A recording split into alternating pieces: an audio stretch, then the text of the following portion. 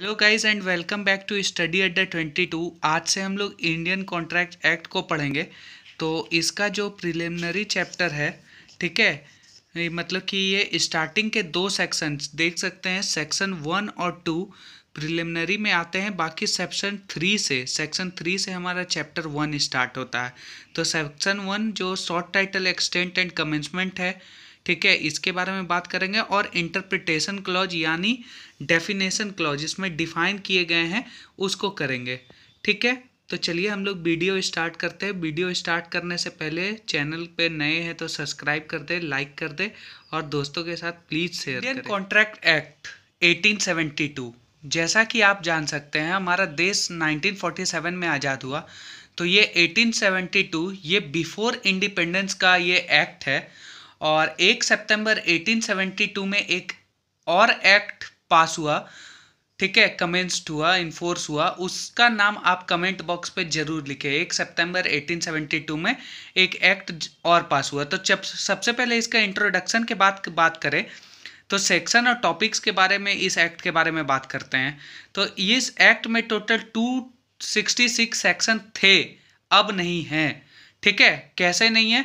तो सेक्शन 1 से लेकर सेक्शन 75 तक जनरल प्रोविजन जो है, सेक्शन 76 से लेके 123 तक सेल्स ऑफ गुड्स एक्ट, जो कि एक सेपरेट लेजिस्लेशन या सेपरेट एक्ट बना दिया गया इन 1930। सेक्शन 124 से 147 बहुत इंपॉर्टेंट है, इंडेमनिटी और गारंटी।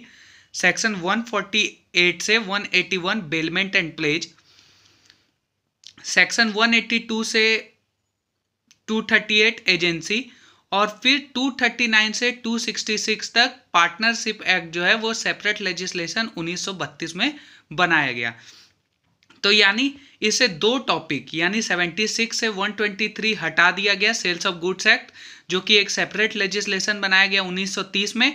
और साथ में ही पार्टनरशिप सेक्शन 239 से 266 तक उसको सेपरेट लेजिस्लेशन 1932 में बनाया गया। और सेल्स ऑफ गुड्स एक्ट बना और इंडियन पार्टनरशिप एक्ट बना, जो कि 1930 और 1932 में हुआ। साथ में ही the act was passed by British India and it is based on the principle of English common law. Firstly मैंने आपको यही बोला कि ये एक्ट जो है बिफोर इंडिपेंडेंस का है, प्री इंडिपेंडेंस का है, इसीलिए ये एक्ट जो है ब्रिटिशर्स के द्वारा पास किया गया। और बेस्ड किस प्रिंसिपल पे है? तो ऑफ ओरिजिनली क्या है कि इंग्लिश कॉमन लॉ पर बेस्ड है। ठीक है, this act is applicable to whole India including Jammu and Kashmir. आप लोग जैसा कि जान सकते हैं कि 2019 में सीआरपीसी को अमेंड किया गया, जम्मू एंड कश्मीर रिकॉग्निजेशन एक्ट। उसके थ्रू सारे एक्ट हमारा अब जम्मू एंड कश्मीर में भी एप्लीकेबल होने लगे, तो इसीलिए ये वहाँ पे भी एप्लीकेबल है। टोटल चैप्टर्स है इसमें 11, टोटल सेक्शन है 266। और पहला सेक्शन बात करता है शॉर्ट टाइटल एक्सटेंट और कमेंसमेंट का। अब पहला सेक्शन क्या है? Short title extent commencement. इसमें क्या बोला गया है कि दिस एक्ट, शॉर्ट टाइटल क्या है, इसको क्या कहेंगे? Indian contract act 1872। इसका शॉर्ट टाइटल क्या है? Indian contract act 1872। एक्सटेंट और कमेंसमेंट क्या है? तो एक्सटेंट कहाँ कहाँ ये एप्लीकेबल है, तो इसका एप्लीकेबिलिटी कहाँ पे है? होल इंडिया में, ठीक है, including Jammu and Kashmir. Extent मतलब कहाँ तक ये फैला है, ठीक है, एप्लीकेबल है, तो होल इंडिया, सारे इंडिया में प्रिवेल करेगा, इंक्लूडिंग जम्मू एंड कश्मीर। और कमेंसमेंट यानी प्रारंभ कब हुआ? तो फर्स्ट डे ऑफ सितंबर 1872, 1 सितंबर 1872 को ये कमेंस्ड हुआ। ठीक है, तो जैसा कि आपको पहले भी क्वेश्चन पूछा कि 1 सितंबर 1872 में और कौन सा एक्ट प्रारंभ हुआ है, इन्फोर्स हुआ है, कमेंस्ड हुआ, उसके बारे में कमेंट बॉक्स पे जरूर लिखें।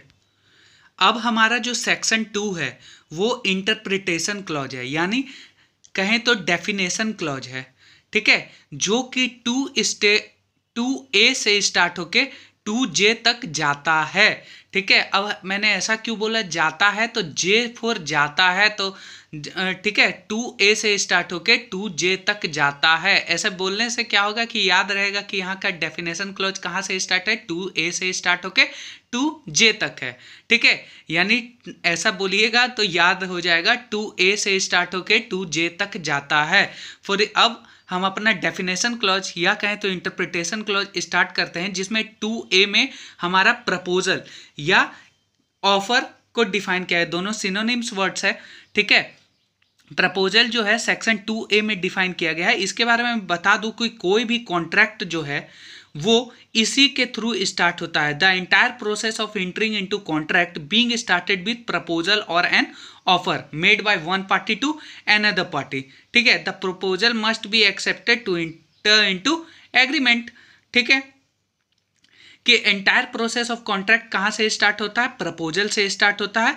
जब एक पार्टी दूसरे पार्टी को प्रपोज करता है, ऑफर देता है, और जब ये एक्सेप्ट होता है तो एक्सेप्टेंस एग्रीमेंट बनता है। ठीक है, अब डेफिनेशंस के बारे में बात करें, ठीक है, जो कि बुक में डिफाइन किया गया है प्रपोजल के बारे में, तो क्या लिखा हुआ है, when one person will signify to another person his willingness to do or not do something abstain with a view to obtain the assent of such person to such an act or abstain, he is said to make a proposal or an offer।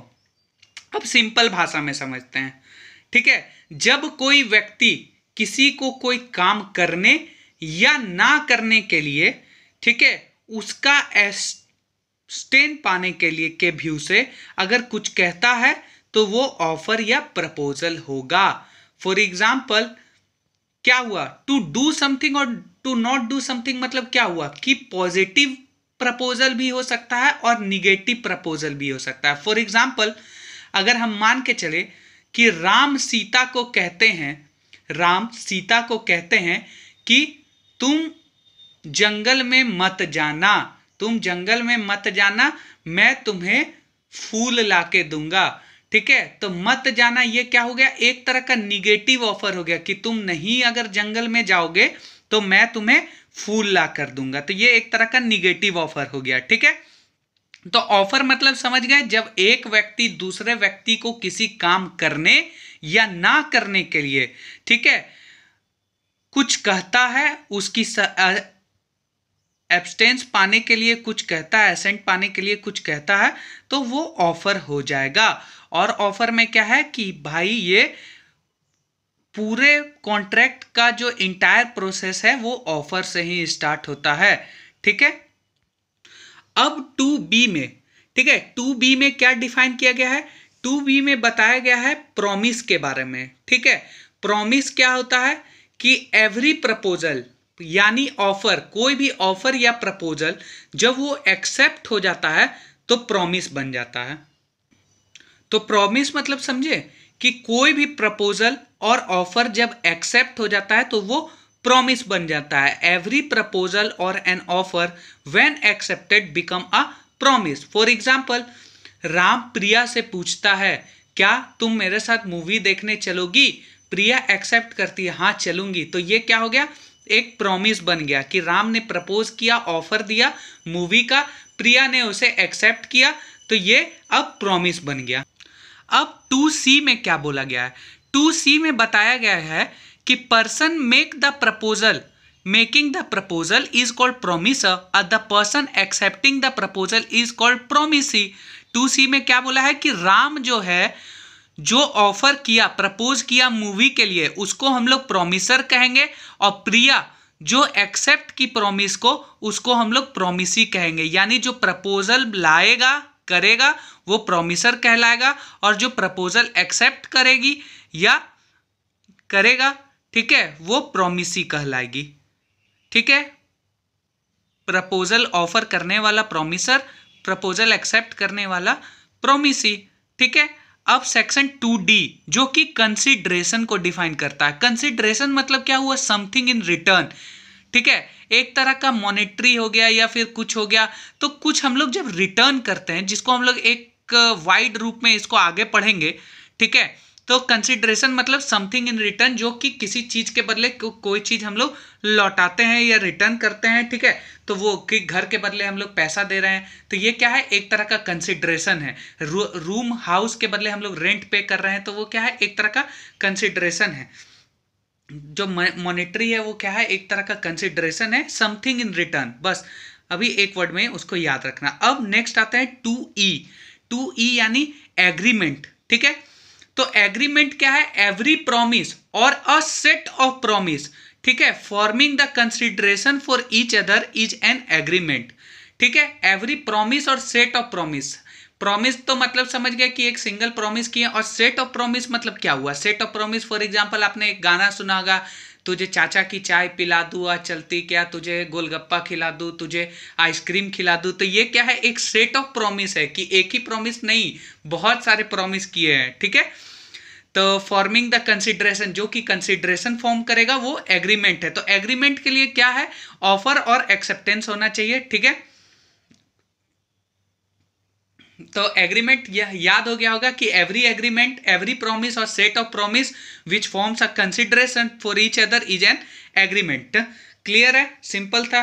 अब आते हैं 2F, जो कि reciprocal promise के बारे में बात करता है। रेसिप्रोकल प्रॉमिस क्या होता है कि प्रॉमिस के बदले प्रॉमिस, ठीक है।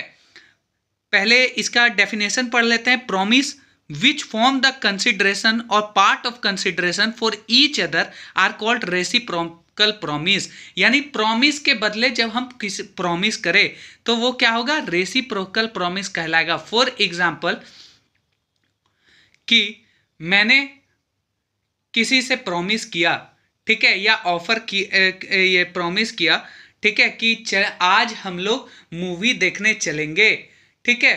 तो उसने भी बोला कि ठीक है, अगर हम लोग मूवी देखने चलेंगे तो टिकट के पैसे मैं दूंगी, ठीक है। अगर नहीं तो और एक एग्जांपल से समझते हैं कि मैंने एक घर को रेंट पे लेने गया, ठीक है, बोला कि मुझे ये घर रेंट पे चाहिए, तो उन्होंने बोला कि इसके बदले तुम्हें पे करना होगा, ठीक है। तो प्रॉमिस के बदले प्रॉमिस। या फॉर एग्जांपल कि मैं किसी से 5 बोरा आटा लूंगा, ठीक है, मैंने बोला कि श्याम मैं तुमसे 5 बोरा आटा लूंगा, तो श्याम ने कहा कि मैं इसके बदले तुमसे 8,000 रुपया लूंगा, ठीक है। तो एक प्रॉमिस के बदले दूसरा प्रॉमिस कि मैं तुम्हारा आटा लूंगा, उसके बदले मैं तुम्हें पे करूंगा, ठीक है। तो ये हो गया रेसिप्रोकल प्रॉमिस, यानी प्रॉमिस के बदले प्रॉमिस, ठीक है, दोनों तरफ से। अब 2G में वॉइड को डिफाइन किया गया। सॉरी, मैंने वहां एग्रीमेंट लिख दिया था तो उसको कट कर दिया है। 2G में वॉइड, तो वॉइड मतलब क्या होता है कि ऐसा एग्रीमेंट जो कि इन्फोर्सिएबल बाय लॉ ना हो वो वॉइड कहलाएगा, कि जो लॉ के द्वारा इन्फोर्स ना किया जा सके वो वॉइड कहलाएगा। An agreement which is not enforceable by law is said to be void. Clear है, जो भी चीज इन्फोर्सिएबल बाय लॉ नहीं होगा, जो भी एग्रीमेंट इन्फोर्सिएबल बाय लॉ नहीं होगा वो वॉइड कहलाएगा। अब 2H में कॉन्ट्रैक्ट है, ठीक है। 2H में कॉन्ट्रैक्ट है जो क्या बोल रहा है कि an agreement which is enforceable by law is contract. Contract क्या है, an agreement which is enforceable by law is contract, और an agreement which is not enforceable by law is said to be void. जो कि enforceable by law नहीं होगा वो क्या कहलाएगा, वॉइड, और जो इन्फोर्सिएबल बाय लॉ होगा वो कहलाएगा contract. In simple words contract is equal to agreement plus enforceability. I hope clear है। 2I, ठीक है, 2I हमारा क्या है, वाइडेबल कॉन्ट्रैक्ट, ठीक है। वाइडेबल कॉन्ट्रैक्ट क्या है, फॉर एग्जाम्पल, इसको एग्जाम्पल से समझते हैं, ठीक है। मैं बैठा हुआ था, किसी ने गन लेके आया, बोला कि राम तुमको अपना लैपटॉप 25,000 में हमको बेचना होगा, ठीक है। मैंने बोला नहीं, मुझे नहीं बेचनी है अपनी लैपटॉप। तो उसने गन पॉइंट निकाला और बोलना होगा कि अब तुम्हें देना होगा। तो मेरे पास और कोई ऑप्शन ही नहीं था, मुझे उसको लैपटॉप देना पड़ा और पैसे उससे लेने पड़े, ठीक है।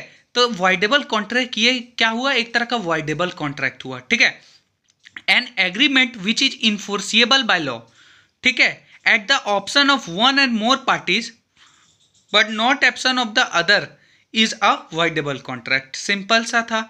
तो ये हमारा डेफिनेशन क्लॉज कंप्लीट होता है, ठीक है, तो हम इसको क्यों बनाए थे, ठीक है। इसको देख के आप समझिए कि प्रपोजल ऑफर जब एक्सेप्ट होगा तो क्या बनेगा, प्रॉमिस, और प्रॉमिस में जब कंसिडरेशन आ जाएगा तो क्या बनेगा, एग्रीमेंट, और जो एग्रीमेंट इन्फोर्सिएबल बाय लॉ होगा वो क्या बन जाएगा, कॉन्ट्रैक्ट। तो इसी प्रकार हमारा इंटरप्रिटेशन क्लॉज खत्म होता है, जो कि 2A से स्टार्ट होके 2 कहाँ तक जाता है, 2J तक जाता है। तो आई होप आपको समझ आया होगा तो प्लीज़ मेरा चैनल को सब्सक्राइब करें और लाइक करें और शेयर करें, और प्लीज़ कमेंट भी करें, जिससे मुझे वीडियोस बनाने के लिए एक उम्मीद मिलता है कि मेरे वीडियोस कोई देख रहे हैं, ठीक है। Thank you everyone.